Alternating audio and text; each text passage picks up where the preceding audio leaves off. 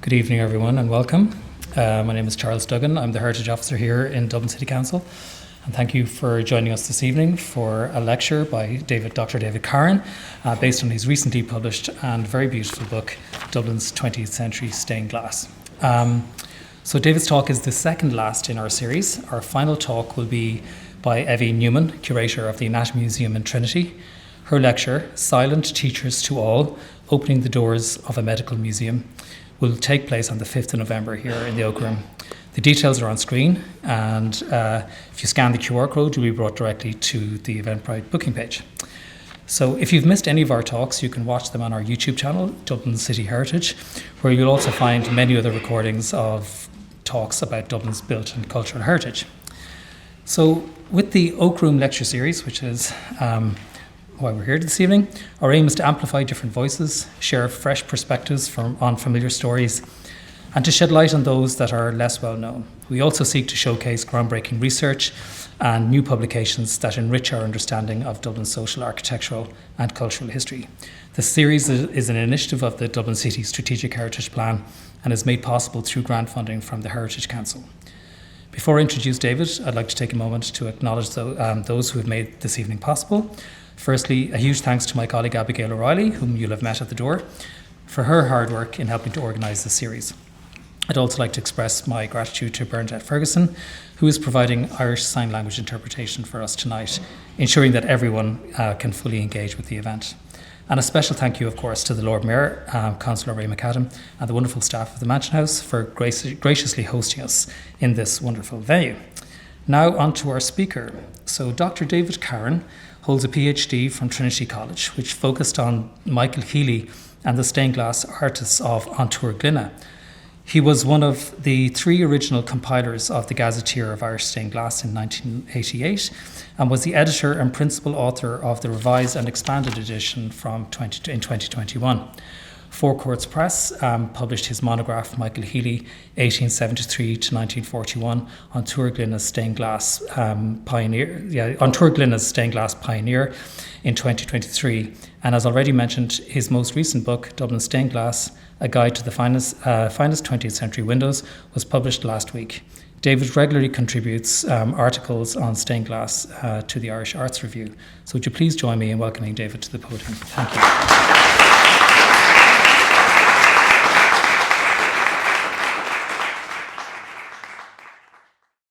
Okay, good evening, everybody. Thank you very much, Charles, for that very warm introduction. It will be essentially a survey of 20th century stained glass in Dublin. So I've got quite a few images. I'll be going at quite a pace. Just enjoy the images.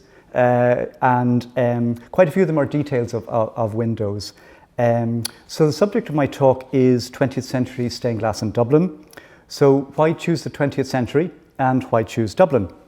In the 19th century and before, most of the stained glass in Ireland was imported, and that which was made in Dublin and elsewhere in the island was fairly ordinary and kind of imitative of what was being produced in Britain and on the continent. By the second half of the 19th century, the stained glass landscape in Ireland has slowly begun to evolve with the establishment of various indigenous firms, 3 in Dublin, 3 in Belfast, and 1 outlying firm, Watsons of Youghal in County Cork. However, without a doubt, it was Dublin that became the leading centre of stained glass production on the island and in time established an international reputation. So in Dublin, the first of the 3 main companies to be established was Early's, founded in 1864, which went through a few name variations along the way. For most of its long existence, it was based in Camden Street. Some of you may be familiar with the distinctive facade with its round stained glass window. That's where Early & Co. were based for most of its long life. And in recent years, it's become a hotel and drinking establishment, which you may be familiar with.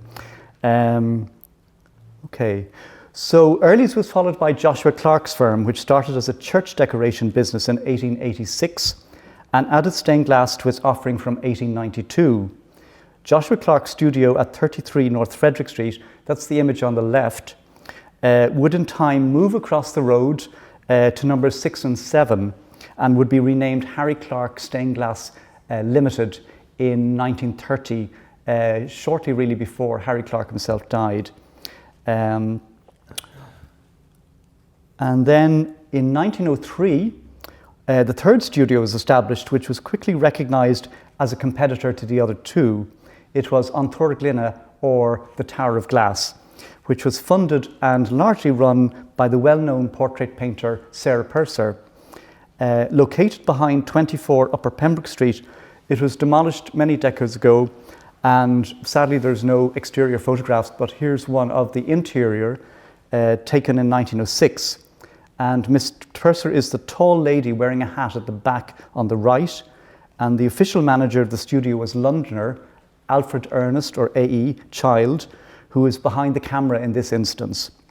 Miss Purser had arranged for him to move to Dublin in 1901 with a dual mandate to establish classes in stained glass inspired by the ideals of the arts and crafts movement at the Dublin Metropolitan School of Art, now NCAD, and secondly, to run An Túr Gloine, which would employ the cream of his students.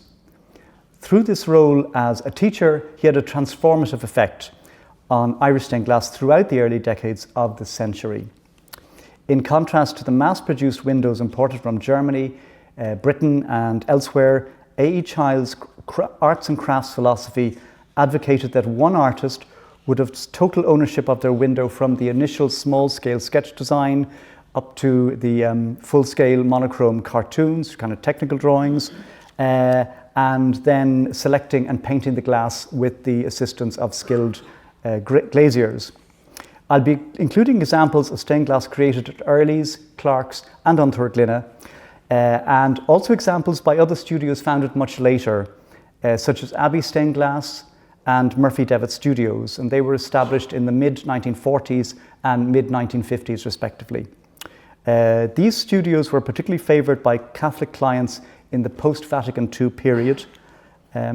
It's worth noting that not all artists were employed in studios.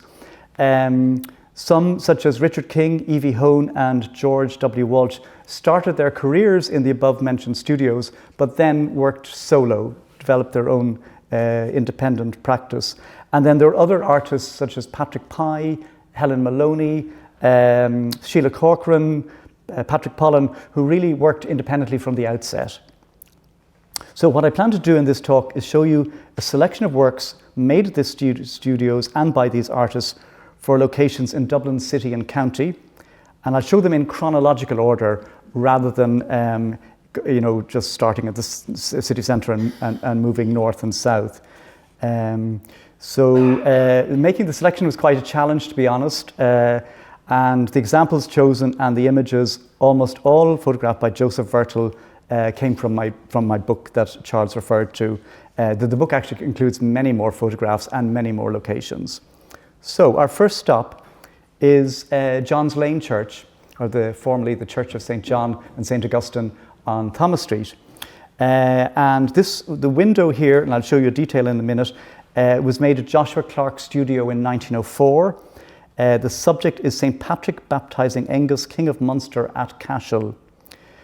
Joshua Clarke himself was a businessman and an entrepreneur, and this was almost certainly designed and painted by one of his employees, either Englishman James E. Pope or Dubliner William Flood Nagle.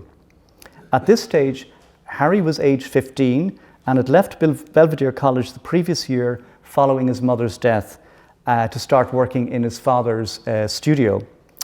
In general terms, the composition of the window is not dissimilar to the 4 adjacent sanctuary windows by the commercially successful Mayor of Munich company, which imported vast numbers of windows into Ireland, particularly in the late 19th and early 20th century. However, this window has much more character, and the Irish theme has been taken up with gusto. Now, sorry, I should have moved on to the next one. There you can see the Irish theme taken up with gusto, with this very elaborate Celtic style interlacing. And I'll move on to show you a little bit more of the window. So Angus is accompanied by a mighty band of soldiers, all with walrus-style moustaches or untamed beards. Cashel off in the distance is visible beneath a rich blue sky. 2 kneeling acolytes, in the right light, carry tall candles, the flames of which are dramatically blown sideways by the breeze. And this is interesting because it's a feature that Harry Clarke incorporated in his own windows when he became a successful stained glass artist in his own right. Although the window was erected in memory of Elisha White, the wife of a prominent organ builder, John Patrick White, it's unusual because the subject is decidedly masculine, with 16 men, mostly warriors, included. Makes it kind of a curious choice to commemorate a middle-aged woman who sadly died under tragic circumstances. Additionally, a window depicting a baptism would be an unusual subject for the sanctuary, and the decision to eschew the Gothic style present in the four Mayer Munich companion windows in favour of this overt Celtic revivalism is also surprising. Incidentally, John's Lane has 3 later windows by the Clarke studios, so there's additional reasons for visiting the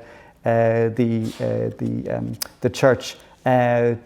2 made when Harry Clarke was still alive and 1 made after he's died, so you can see like a very interesting trajectory of the Clarke studio over pretty much a 10-year period. So here we have a window depicting a similar subject, King Cormac of Cashel, slightly later date, 1906-07, which was made for St. Patrick's Cathedral. The artist was Sarah Purser of An Túr Gloine, though it is understood that it was A.E. Child who drew up the full-scale cartoon and who painted the glass. Now, this shared responsibility for a window was at variance with the arts and crafts philosophy that An Túr Gloine followed, but it did occur a few times during the early years of the studio because basically A.E. Child was the only really skilled person and everybody else was learning as they went along. So it cost £100 if you're wondering, and it was erected in memory of men from the Royal Irish Regiment who had died in the Boer War. And close up. So Sarah Purser's original design had the saint carrying a standard bearing the cross of St. George, which is kind of an unfortunate choice, and this was replaced in the actual window by a more appropriate fire-breathing dragon inspired by Celtic Revival images. And Cormac, wearing armour and clutching a bejewelled holy book, appears rather middle-aged, I think, and looks a little bit kind of forlorn, as if his best fighting days were behind him. However, the painting of the faces in particular has quite a freshness about them, so that we need to note that. All the Dublin studios used the best what's called pot metal or antique glass, which was mouth-blown glass made in the same way as medieval craftsmen made their glass. So really, really good quality glass. It came in very rich, deep colours. It had little maybe air bubbles, textures and streaks to it. And so it was in sync with the arts and crafts philosophy. The glass used at An Túr Gloine, Clarke's and Early's was all imported from England, something the studios did not want to draw attention to. But interestingly enough, An Túr Gloine also used some bottle glass, like literally glass made from bottles, from one of the Ringsend factories. And I think we can assume that the pale greeny blue glass either side of the flag is Ringsend glass. So they made quite a deal about saying, they used Irish glass, but in reality, very little was the case. So, leaving the kind of city centre and moving south side initially, the first recruit to An Túr Gloine was Michael Healy. He was religious and reclusive. He had been born into grinding poverty in a one-room tenement flat in the south inner city, but he had the good fortune to be recommended to Sarah Purser when he was 29, and he was recommended based on his drawing prowess, and his talent quickly outshone the other artists at An Túr Gloine. So the window depicts St. Patrick baptizing the pagan princesses Ethna and Fidelma, and was made in 1914 for the Catholic Church of the Sacred Heart in Donnybrook. Above the girls' heads, you'll notice there are 2 doves flying upwards. They're actually flying towards a jewelled crown, most likely representing the departing souls of the 2 girls who apparently, after receiving the Eucharist, expired instantly. So that's what's happening there. So a close-up of the faces, in this case at St. Patrick's, shows what a skilled and sensitive draftsman Healy was. And again, I think we can assume that the pale glass either in the background is also from Ringsend, from one of the bottle factories there. However, what really distinguishes this window and many others by Healy and by Harry Clarke too is the use of another type of glass for the garments. So this is known as flashed glass, which is clear glass with a thin skim of colour on top, red in this instance. And then on top of that, the artist would paint molten beeswax, allow it to dry, and then with a very sharp implement incise a very precise designs, and then would feed it into a bath of hydrofluoric acid, and depending on how long the piece of flashed glass was left in the acid, it would bite through where the wax had been scratched away. So consequently, both Healy and Clarke managed to achieve wonderful sort of subtle shades of colour using this, what's called the aciding technique. And if it was left in the bath of acid long enough, ultimately it cuts through the skim of colour completely and you get pure clear glass. So the other thing that's been used here to achieve the golden effect is that something called silver stain is painted on the reverse of the glass, and that comes in colours from pale yellow to very strong, rich golden colours. So this is how this kind of very elaborate embroidered effect is achieved, and you will be familiar with it in Harry Clarke's windows too. The other thing to note about them is that because of the aciding technique, in the Irish climate with the clouds changing all the time, that really animates these windows because it makes them kind of sparkle, and you'll often hear people referring to Harry Clarke's windows in particular having this very jewel-like effect, and that is due to the aciding, and we have the ideal climate or weather conditions to highlight the technique. Okay, so back to the city centre. In 1917, Reverend Ernest Saville Hicks commissioned A.E. Child of An Túr Gloine to create a new window for his church in St. Stephen's Green, Unitarian Church. Both men seem to have established a rapport straight away. Saville Hicks wanted a window that would not only be beautiful but would also be didactic. With its dominant position above the altar, it would serve as a constant reference point for his congregation in respect of the key tenets of Unitarianism, or more specifically, his interpretation of it. And for Child, the attraction would have been the scale of the window. It would be the largest one he ever made, and he made 130. And the fact that it was for a prestigious city centre location. The cost of the window was £550, and it took him over a year to make. And according to his daughter, and I interviewed his daughter in the 1980s, she was an elderly woman then, but she said of all his windows, this is the one he was proudest of. And indeed, he used some of his children for the children in the window. So, I'll show you some details. So the Wilson Memorial Window, as it is known, but it's also known by its three principal themes of discovery, truth, inspiration, love, and work. Each light comprises a personification of the themes, and all but one is represented by allegorical figures. So the odd one out is Christ, Jesus Christ in the center, who is there to represent inspiration. And then in the predella panel, or the base panels, which we can't see yet, beneath each of the figures there is a vignette which espouses the themes above. So now I'm showing you 2 out of the 5. Discovery, here on the left, is represented by Christopher Columbus on board with his crew. Truth, represented by Martin Luther, nailing his thesis to the church door at Wittenberg. Inspiration, represented by a young Jesus among the doctors in the temple. Love, you can see on the right, represented by Florence Nightingale. And she came from a Unitarian family herself. And it's worth noting she'd only died a few years before this window was made. And it's probable that her inclusion, depicted ministering to wounded soldiers, would have had a particular resonance for the Unitarian congregation because several of their members, young men, had died in the First World War or had been wounded. There's a great deal more I could say about this window. It's very complex and is very interesting imagery, but we have to move on. So, not too far away, St Anne's of Dawson Street.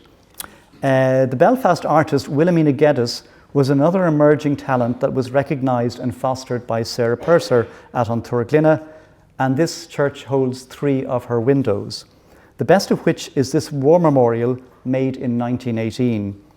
In time, Geddes's career would take her from An Túr Gloine in Dublin to London, and in her obituary in 1955, the Times newspaper of London described her as the greatest stained glass artist of our time, which is quite remarkable. So it's not just Harry Clarke was an isolated success. There was a group of artists, all considered to be, of a very fine caliber.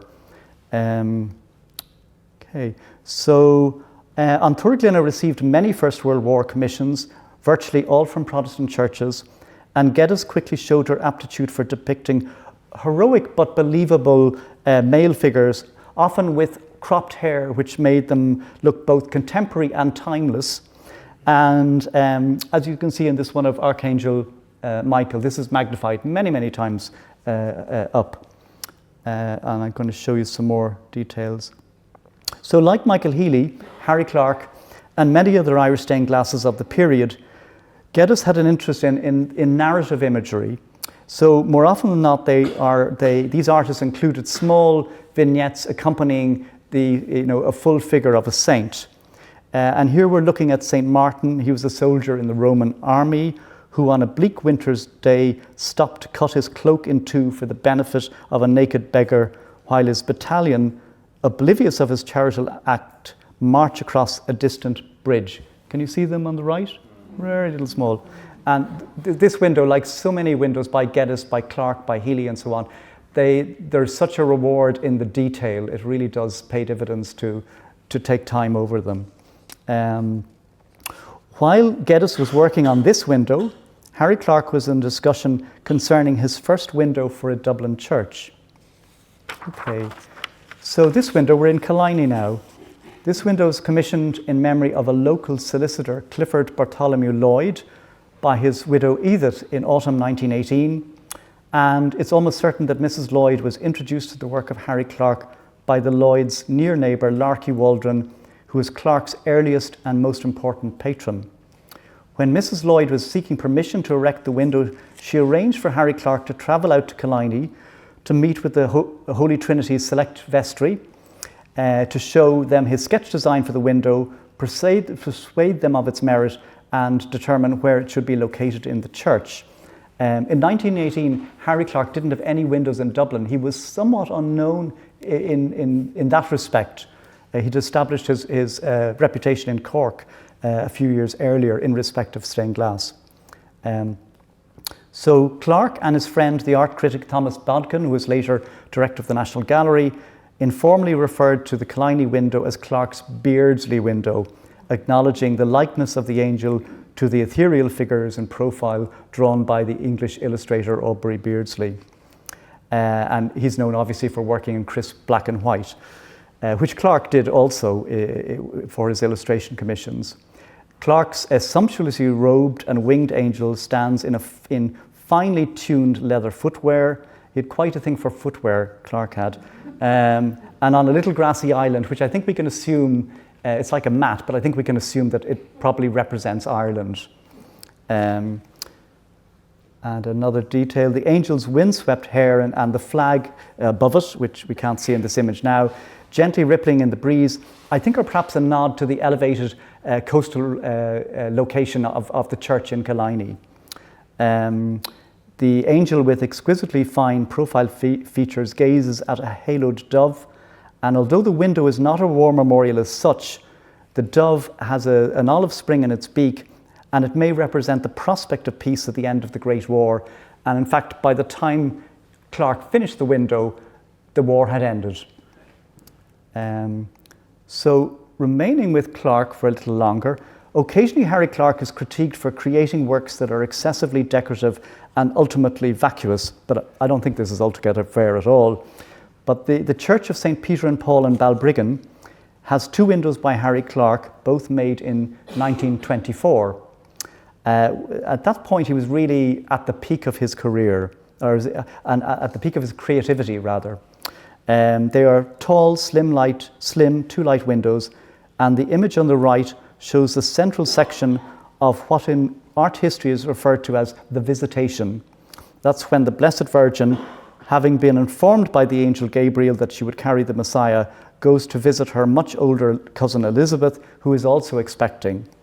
And the scene takes place as Mary enters Elizabeth's house in Judah, and off in the distance is Nazareth, from where Mary came, which looks distinctly Central European, with a plethora of turrets and spires.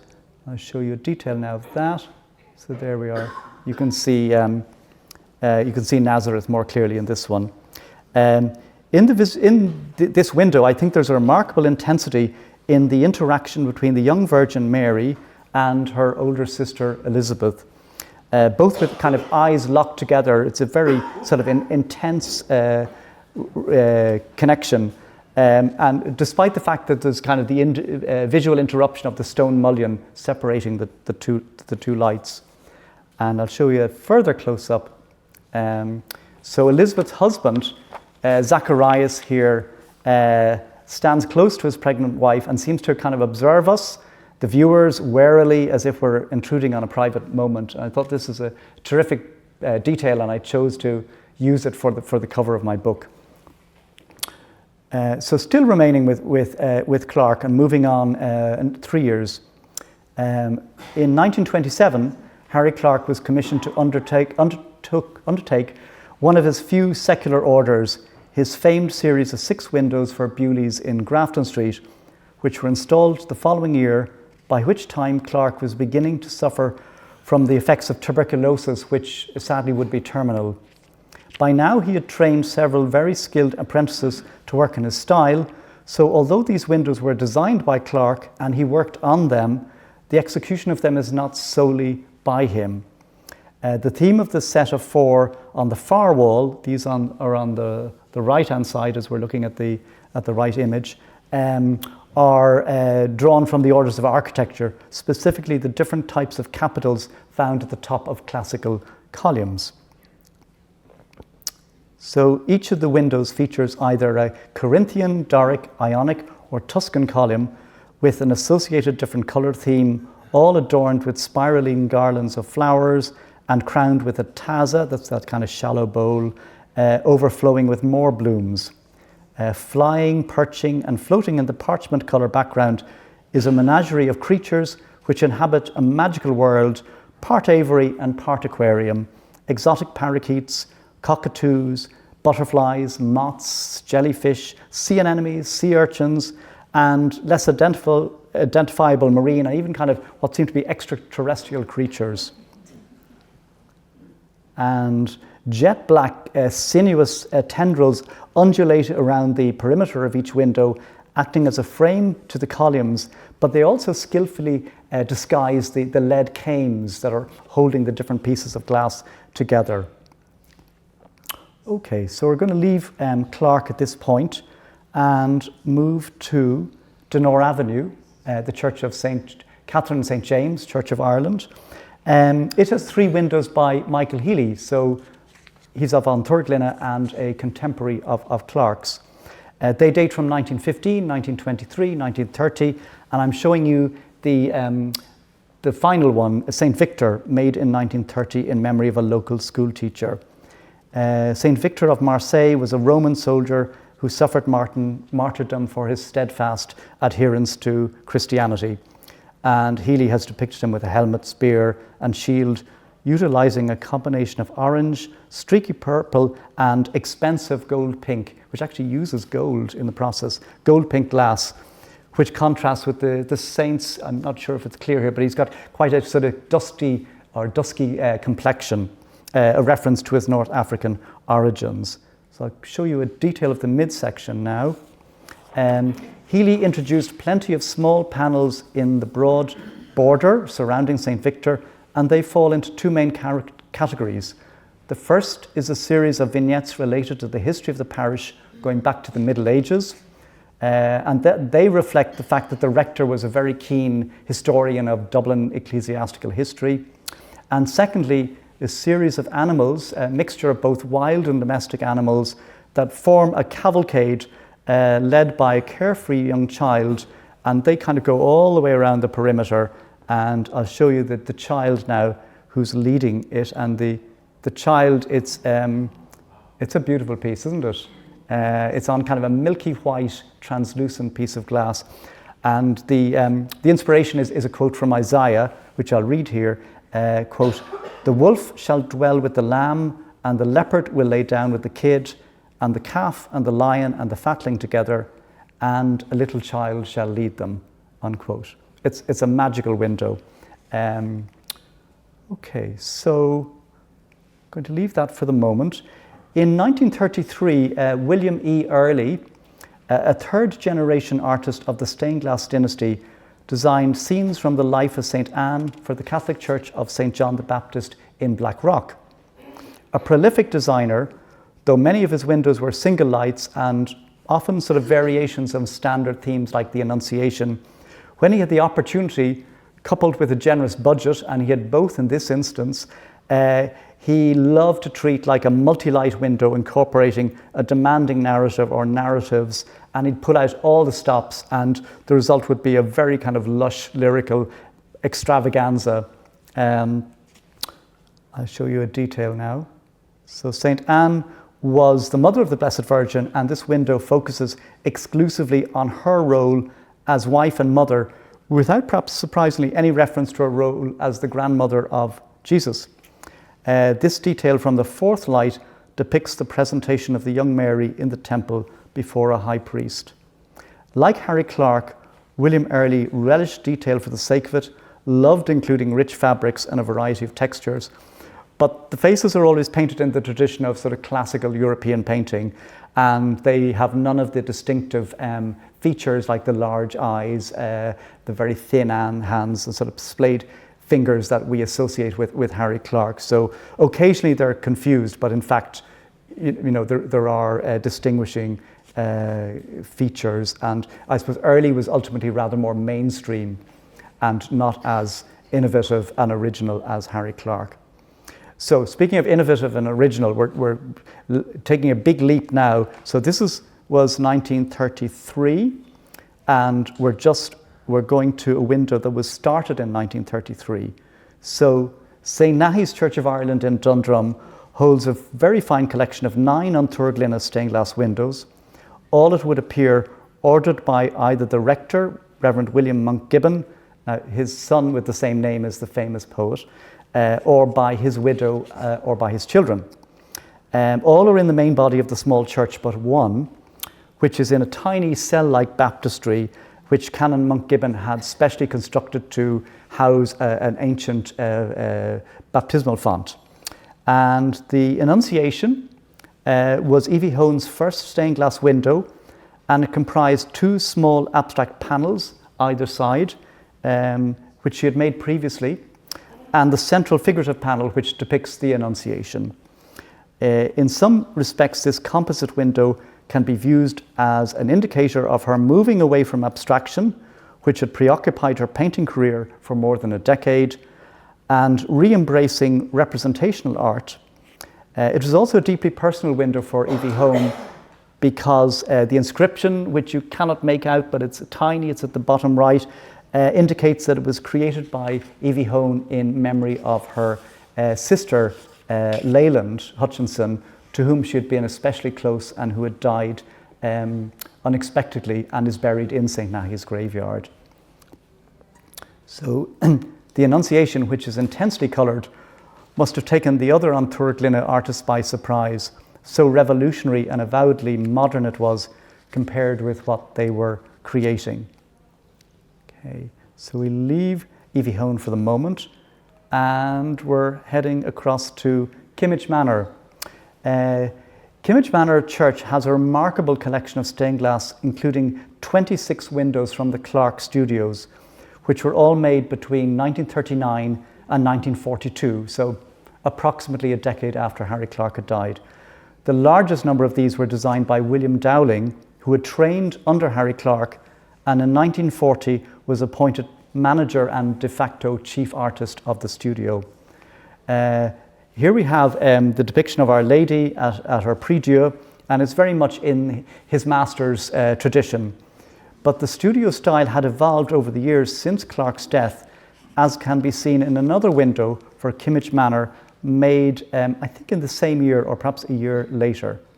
So here we have St. Peter is sort of a tall, vigorous, manly individual, trimmed beard, deep-set eyes, very intense. And possibly the depiction was designed to inspire the young seminarians in Kimmage Manor to be equally sort of focused and devout in their setting off on their careers as priests. In one hand, you can see St. Peter holds a model of St. Peter's Basilica in Rome, and in the other, two keys, symbols of his authority and leadership of the early church, very standard symbols of St. Peter. So, back to Evie Hone, back to the north side. One of the challenges for custodians of stained glass windows is how to find or create appropriate homes, new homes for works, when there is a necessity to move them from their original location. And ideally, all stained glass should remain in its original location, because they are, all the works I'm showing you are bespoke works of art designed by the artist after visiting the location and responding to the orientation, the aspect, the height from the ground, and so on. However, in this instance, the original location was St. Stanislaus's College in Tullabeg in County Offaly. And in 1991, when a decision was made to close the retreat house and relocate 5 particularly fine windows by Evie Hone.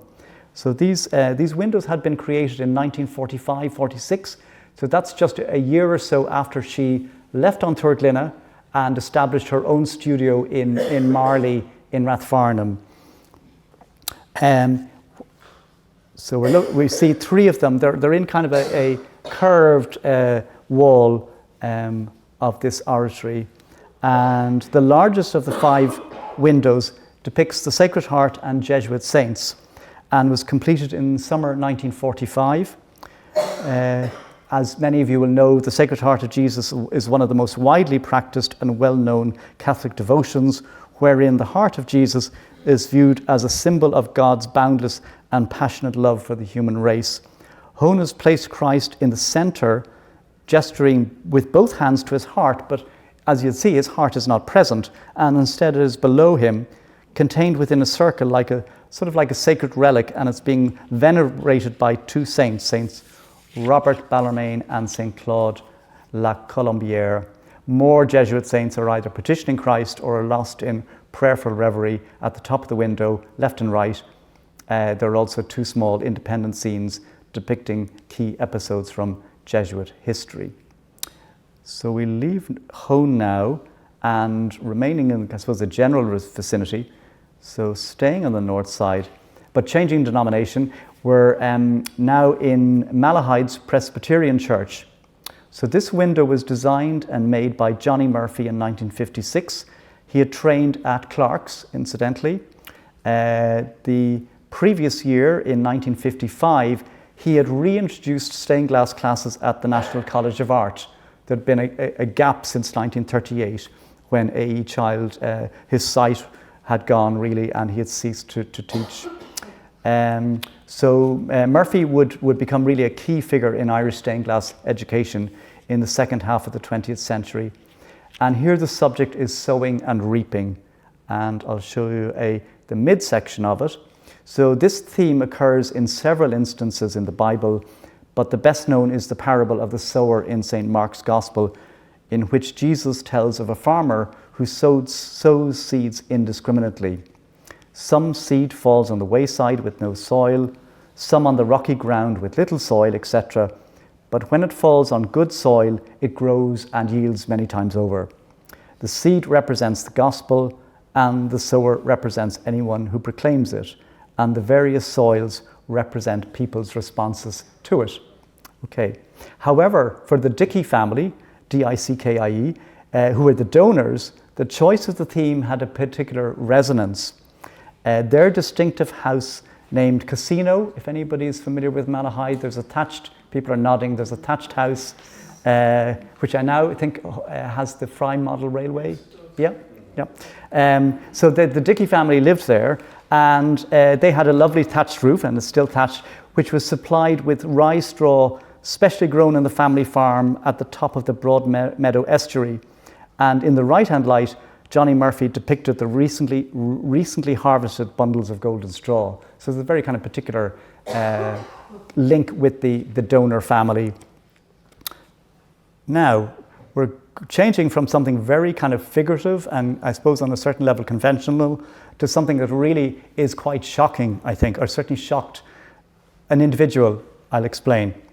So, generally considered to be Dublin's first modernist church, the Church of Our Lady Queen of Heaven at Dublin Airport was designed by Andrew Devan, who had studied under Frank Lloyd Wright. Devan engaged a 21-year-old graduate of Johnny Murphy's stained glass course, Sheila Corcoran, to create a series of 14 Stations of the Cross, which she made between 1964 and 1965. They're very small, but they're the small little squares that you see in the right-hand image. They're at eye level. I'll show you some details of them. So, the square stations are radical in their expressionistic treatment and gravely offended Archbishop John Charles McQuaid's sensibility, who ordered them to be removed, which they were, and they ended up languishing in the basement of Robinson, Keefe and Devan, the architectural practice, for many years. And it appears, I did quite a bit of research on this, and I've included interesting correspondence between Devan and Archbishop McQuaid and Sheila Corcoran, and so on and forth in the book. And it's very interesting. I found it very interesting. So it would appear that only after Archbishop McQuaid had died that the windows were secretly and unceremoniously, very discreetly reinstated. So they're back in place where they were always intended to be. So I do point out, though, that I suppose it's easy to portray Archbishop McQuaid as the villain of the piece, but in fairness, it has to be acknowledged, even by someone like myself who loves these stations, that it can be challenging to identify what particular station is being depicted in each of the 14. They do all contain captions down below, but they were put in subsequently. So, yeah, it's fascinating, but I think they look terrific. They're really knockout, and I brought a group from the Friends of the Stained Glass Museum in London, or in Ely, about 18 months ago, on a 3-day tour of stained glass in Dublin, and they were flying out of Dublin Airport, but our last stop was the airport chapel, and they loved these windows. Okay, so still on the north side, I'll now show some examples of stained glass created for several new suburban Catholic churches built during Dr. McQuaid's episcopate. At this stage, it was mainly young architects who were driving the agenda rather than parish priests, which heretofore was the case. There was a dramatic shift away from commissioning individual commemorative windows to seeing stained glass as an integral aspect of the architect's vision of the church, and usually, or very often, the windows went in at the same time that the building was completed. By this stage, the era of Vatican II, An Túr Gloine had only one of the original artists working there, and although Earlys and Clarke still existed, they were really struggling to attract clients. Their styles largely viewed as outmoded, and both firms finally closed in the early to mid 1970s. So here we are at Our Lady of Consolation, Donecarney, and the designer was Johnny Murphy, who by this time, 1968, had established his own stained glass studio with another former colleague at Clarke's, they named it Murphy Devitt Studios. And I'll show you some details. Most of the windows are abstract, utilizing the classic medieval stained glass palette of blue and red, though there is one figurative window which Murphy created for the baptistry, which is actually now used as a shop, and it depicts a vigorous dove dramatically swooping downwards, a metaphor for the Holy Spirit entering the soul of the infant brought forward for baptism. And staying on the north side, The main competitor to Murphy Devitt Studios was Abbey Stained Glass Studios, which is still going today, and it was run by an artistically inclined businessman, Frank Ryan. Unlike Clarke's and Early's, who maintained a very strong house style which all the artists had to adhere to, Ryan's approach was to engage different artists and encourage their individual visual expression. Our Lady of Victories in Ballymun features the work of 3 different artists: George W. Walsh, Sheila Corcoran, and these are her only other windows after the airport church, and another artist, Helen Maloney, and it's Helen Maloney I'm going to focus on in this instance. Maloney was not an employee of Abbey. She always worked independently, creating her designs in her top floor flat, but had them fabricated at Abbey Stained Glass.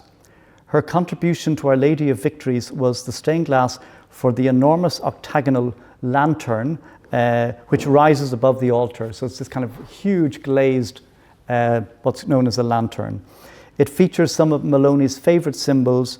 The creation is symbolised by the sun, moon, stars, tree of life, water, fish and bird. The fall of man is represented by what Maloney referred to as the tree of knowledge of good and evil, around which the serpent is coiled.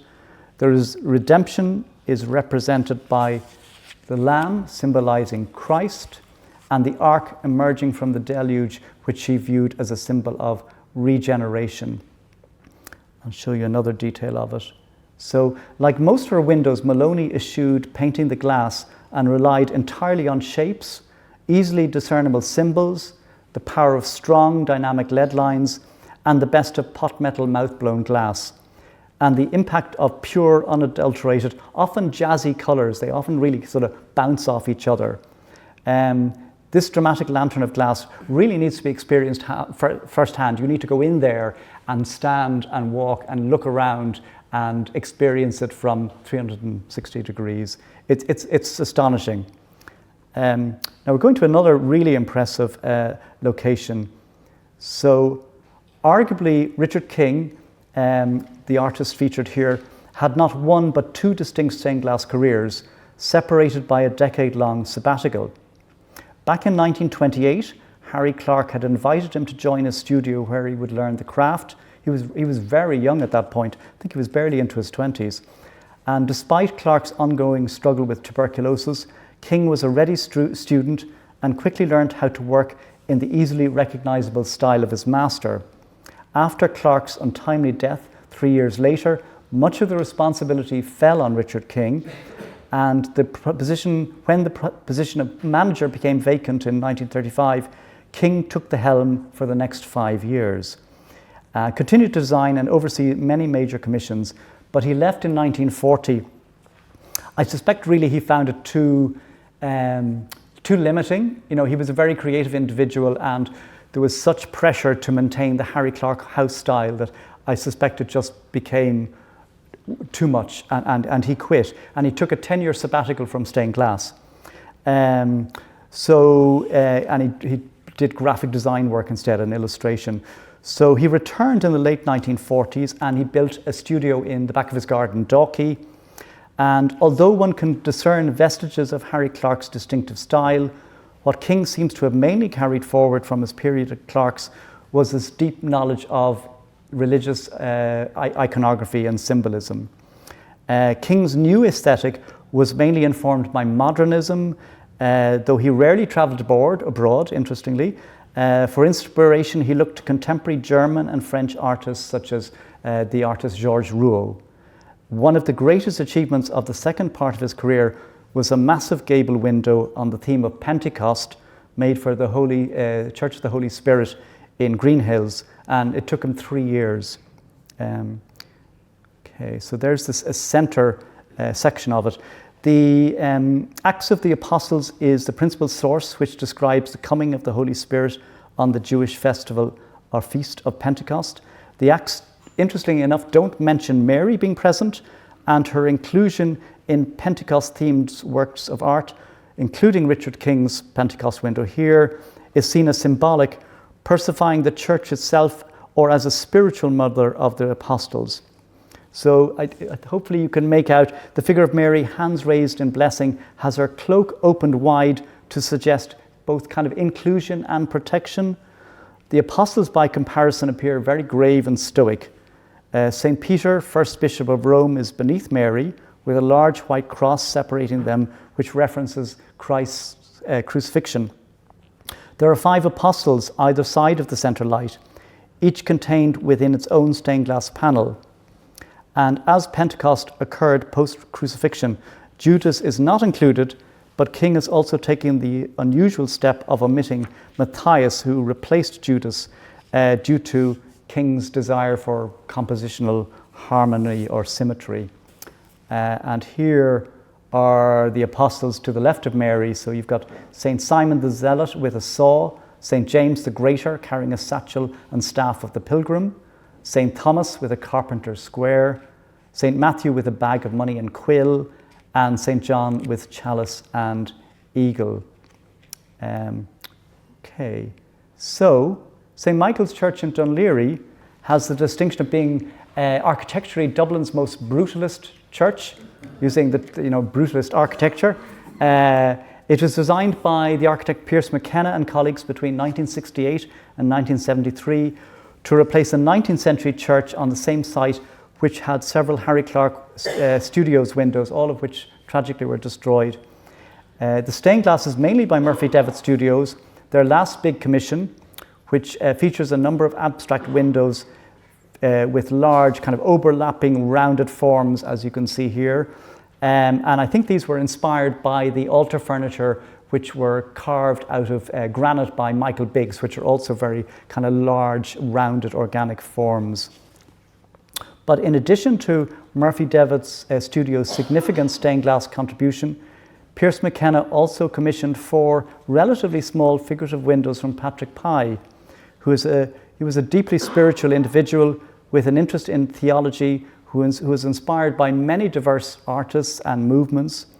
His treatments of themes in his art, whether in paintings or etchings or stained glass, is often a sort of a deeply personal take and not always readily apparent to the viewer. Pye told McKenna in advance that, quote, "What I'm aiming for is radiant domesticity with a capital R, exclamation mark, full stop." So the image on the right depicts Our Lady teaching St. John, and looks almost like they're at a cafeteria table. It's a little bit unusual, but that's Pye for you. And then on the left, we have the baptism of Christ, with Christ himself sort of immersed up to his waist in the River Jordan. As with many figures in Pye's windows, he dispenses with facial features and relies on gestures to communicate. And in this window, in the baptism one, he selected shades of orange and umber glass as the dominant colours, evoking kind of an arid Middle Eastern landscape. Okay, so Patrick Pollan, like Patrick Pye, was English born but made his career in Ireland. He had been inspired by Evie Hone's magnum opus, her vast window for the chapel at Eton College. Pollan initially rented space at An Túr Gloine before building his own studio in Dundrum, and one of his first commissions he made there was a series of windows for the relatively nearby Church of St. John the Evangelist in Ballantyre. So we're looking at the Last Supper here on the right. It was made in 1973, and Pollan depicted the scene in a manner that sort of defies traditional perspective, as the rectangular table around which all are seated is sort of shown from a bird's eye view. Christ is at the top of the table and he's about to celebrate the Eucharist. But if you look at the bottom, you'll see the man in green is Judas, and he's got one hand stretched out sneakily, trying to kind of snatch some bread from the communal plate in the centre. Pollan is often compared to Hone, of course, and there are some striking similarities.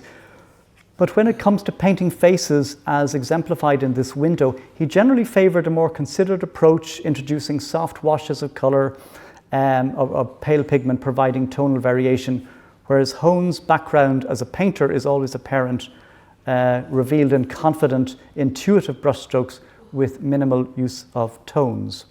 So we're nearly at the end now. The final two artists whose work I will show you are still with us.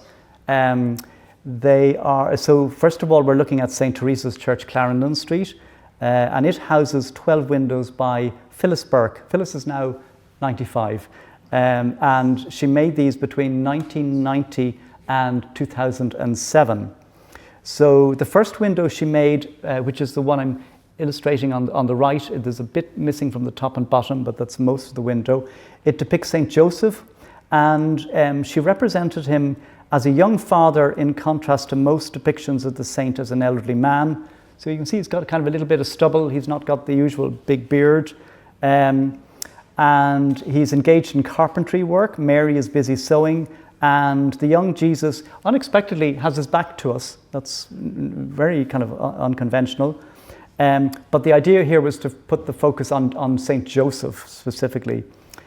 Three small crowned and enthroned figures are a reminder in the background that Jesus was, through Joseph, a son of David, and two doves reference Jesus' presentation in the temple. There's a strong narrative element in the window and a desire for a fresh alternative to conventional iconographic interpretations, and that's maintained throughout the entire series. So despite the 17-year gap between our first and final windows in St. Teresa's Church, there is a stylistic consistency throughout, with an emphasis on translucent colour, particularly in shades ranging from palest yellow to deepest purple, combined with soft smudges of pigment to modulate the light. The subject of light is one keenly felt by Phyllis Burke, and I had the pleasure of interviewing her 2 years ago for an article, and I just want to read a little quote from her, which I think is just magical. So she says, this is what she says, quote, "Light is very important. A sculptor's medium is stone, wood, or metal. A musician's is sound. A glass blower's is glass. But a stained glass artist's medium is light, and glass is their tool. It carves, molds, directs the light, which is never static. Even on a clear day, light changes, however gradually." And she's now referring to kind of rural churches. "It is good to have a tree at a reasonable distance, as its branches and leaves moving give life to a window. A bird flying past, even for a second, can bring a window to life. So a window is always changing, constantly being recreated, I like to think." So I think that's wonderful. It's a very poetic way of responding to how important light, natural light is to the stained glass artist. So, as many of you know, Christ Church Cathedral's former Synod Hall now houses Dublinia, the museum and visitor attraction, which focuses on the city's Viking and medieval history. A key feature of the new museum was a commissioning of a pair of stained glass windows by George W. Walsh in 1993. And George, who's still working away, he's in his mid-80s, I think, he's still very much active as a stained glass artist. He is the son of George Stephen Walsh, who trained under Harry Clarke, so there's a very interesting continuum there. The themes of the two Dublinia windows are derived from Dublin's early history. Walsh was a perfect choice for the commission, not only for his acknowledged artistry and craftsmanship, but also for his track record of incorporating local references in his windows, whether for secular or religious locations. The theme of the taller of the two windows, what we're looking at on the right here, is St. Michael surrounded by craftsmen and traders of the city. Walsh has depicted the central figure of the archangel swooping downwards from heaven, and St. Michael has a particular relevance as the Synod Hall and the cathedral are located on St. Michael's Hill. And additionally, at the very core of Dublinia, there's the ancient original remains of a 17th century tower of St. Michael. So the window exudes energy and vitality as various craftsmen and traders of the city are depicted at work. And I'll show you a detail of two of the lower panels. So on the left, you can see a man is busy making footwear from leather hides, and at his feet, a cat turns its gaze on a nervous rodent.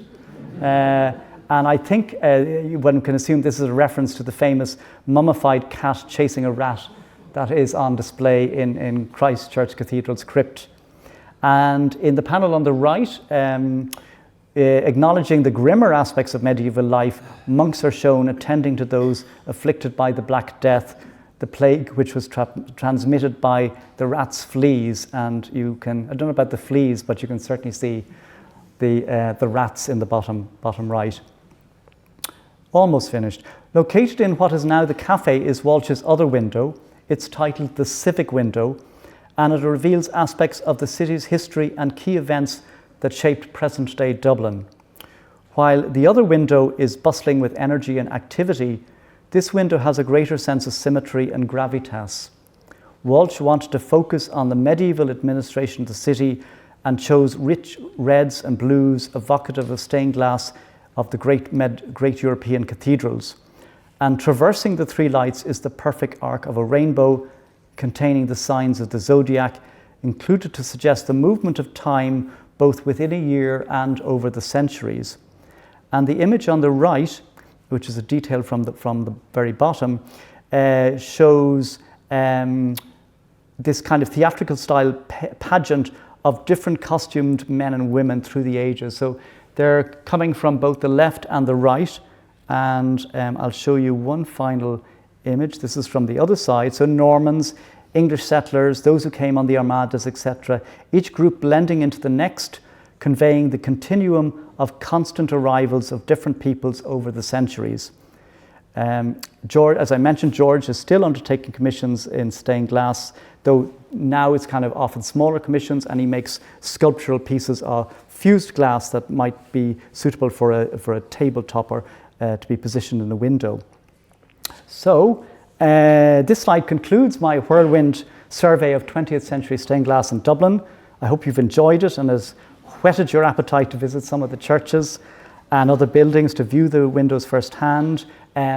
If anybody wants to buy the book, here's me plugging it, but Martin at the back is selling it at a reduced rate of €25. And I'd be very happy to answer any questions people may have. Okay.